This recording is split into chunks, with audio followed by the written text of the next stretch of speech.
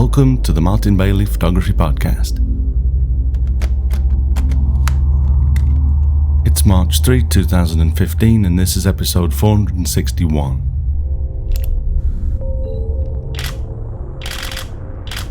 This week is the first of a two-part series to walk you through a selection of photos from my second Snow Monkeys and Hokkaido tour for 2015.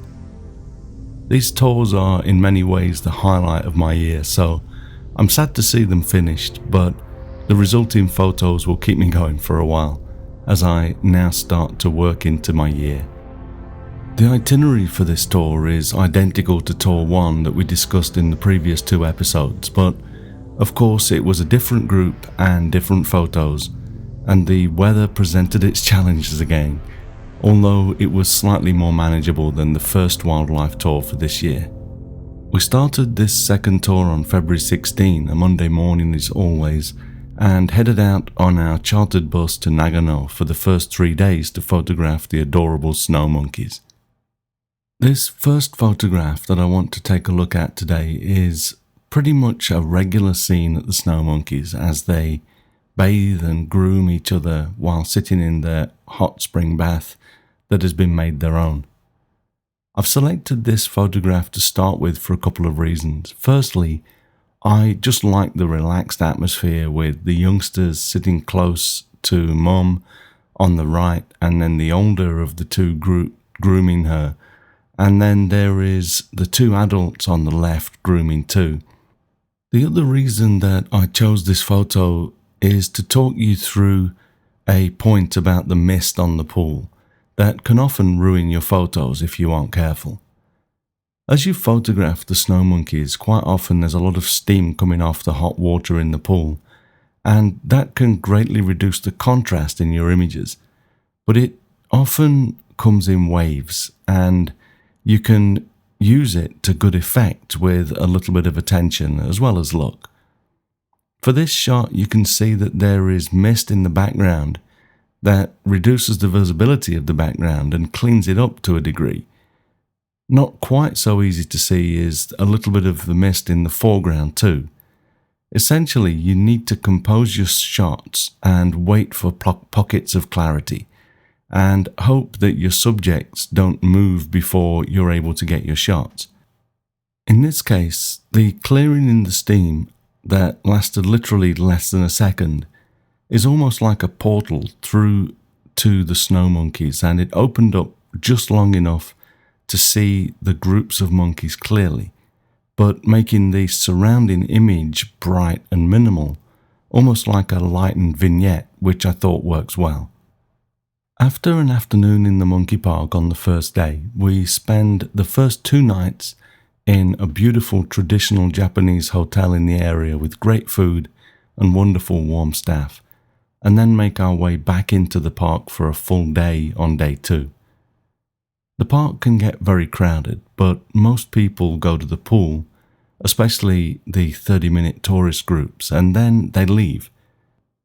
This leaves certain areas like down by the river and the snow-covered sides of the valleys for us photographers, and I'm happy to shoot there with scenes such as this one to be photographed. Again here we have a family group with mum and 2 kids, possibly even the same family.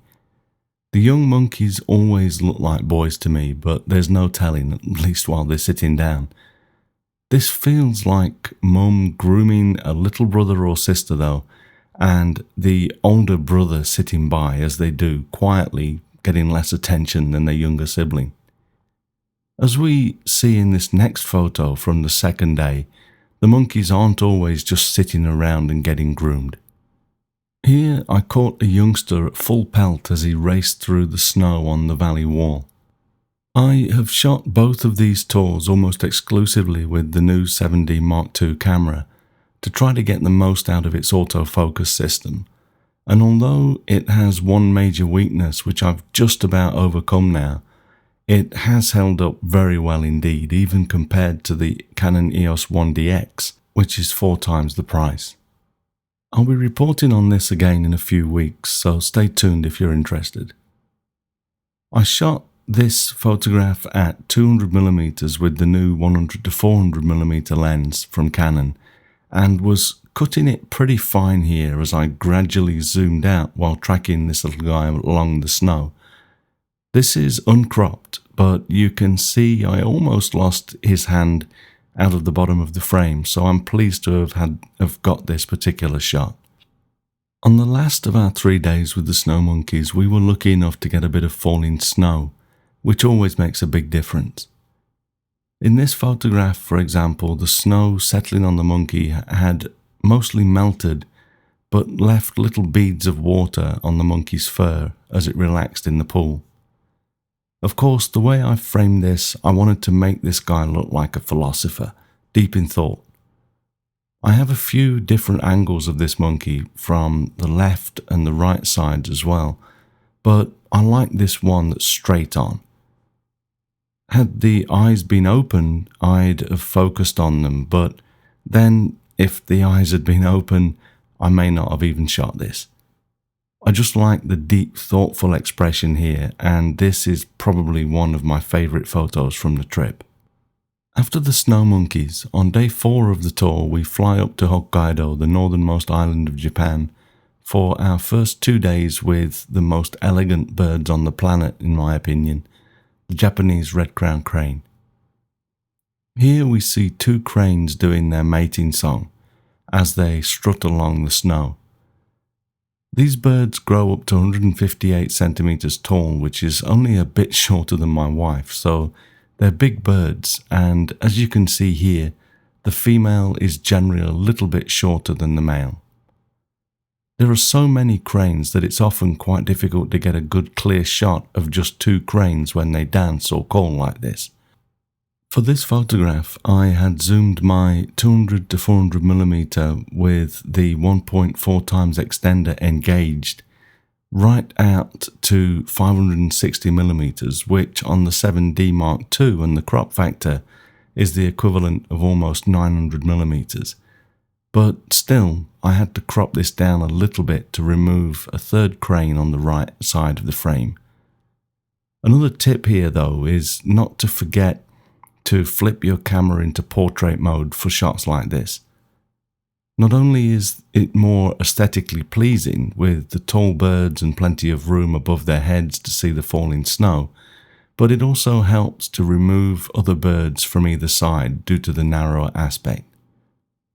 At the end of the 4th day, we visited a different location where I know there are often a lot of cranes that fly out to their roost at the end of the day as the light drops.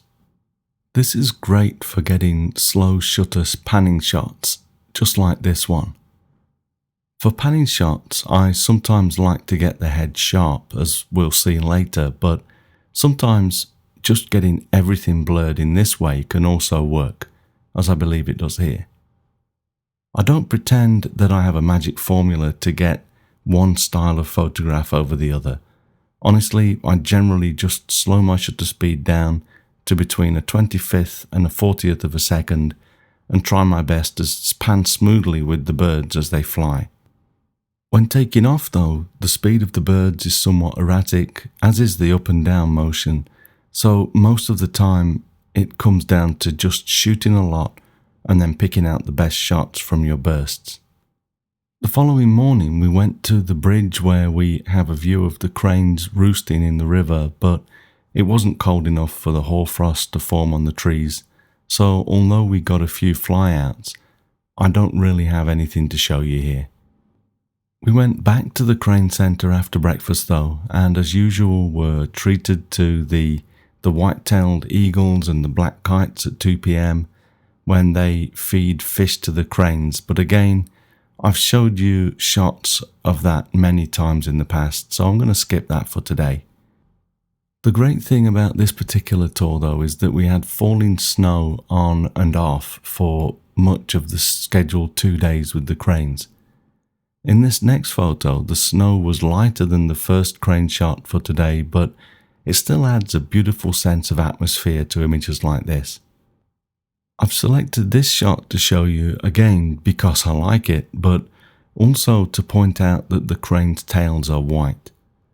When you see photos like the first one of the cranes calling together, It's easy to think that their tails are black, but it's actually a line of black feathers along the back edge of their wings, which they fluff up and use for decoration when they call like that.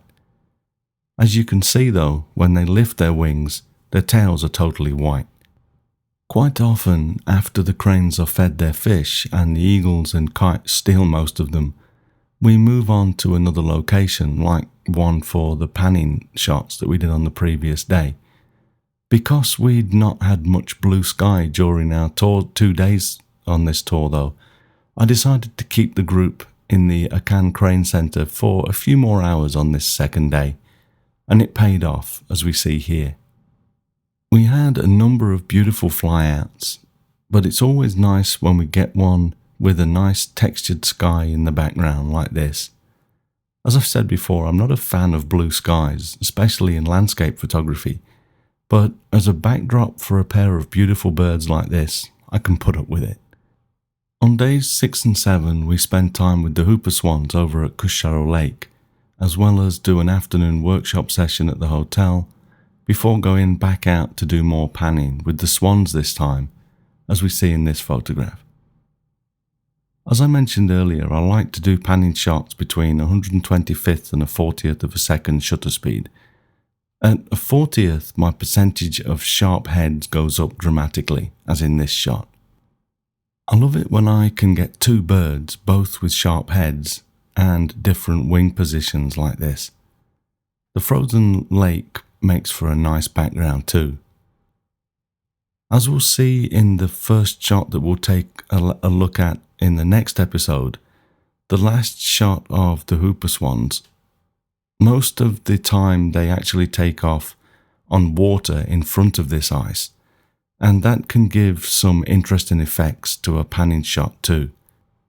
Although the weather stopped us from going to Bihoro Pass for a landscape shoot on this second tour again, we were able to go back to Kusharo Lake for their fly-in just after dawn on day 7 of the tour. I have a handful of quite dramatic shots with the frozen lake in the foreground, but preferring the minimalist approach, my favourite is probably this shot, with the swans and just the tips of the mountains on the other side of the lake, just showing through the low cloud. As we walked back to the bus across from where we'd held our dawn shoot, I heard a knocking coming from the woods behind the car park, and found this fellow doing his thing, stripping the bark off a tree and looking for breakfast. I shot this with the 200 to 400mm lens with the internal 1.4 times extender at ISO 1600. I was shooting handheld because we had to get back to the hotel to get our breakfast before they stopped serving it, but it was lovely to see this little great spotted woodpecker, as I haven't seen one with the group for a few years now. After breakfast, we came back to the lake at a different spot and did some studies of the swans as they just hung out on the snow-covered frozen lake. I have a whole series of these, mostly pairs of birds, but this is one of my favourites. I love the way the Hooper Swan is all fluffed up as they preen themselves, and you just gotta love those big goofy feet and short legs on these otherwise amazingly beautiful birds. There was a layer of mist behind the birds here, giving the light a beautiful soft quality that really lent itself to this kind of study. I'll probably share a few more shots in a portfolio or other publications, but we'll leave it there for today as we're up to our 12 shots for this episode. Note that we have been taking bookings for the 2016 tours for a little while now, and both tours are already almost full, so if you would like to join us, check out the tour page at mbp.ac/ww2016 and sign up sooner rather than later to secure your place on the Japan Winter Wildlife Tour of a lifetime.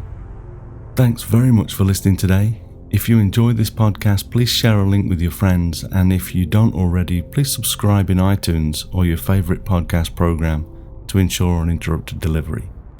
You can find me on Google+, Twitter, Instagram and Facebook, etc.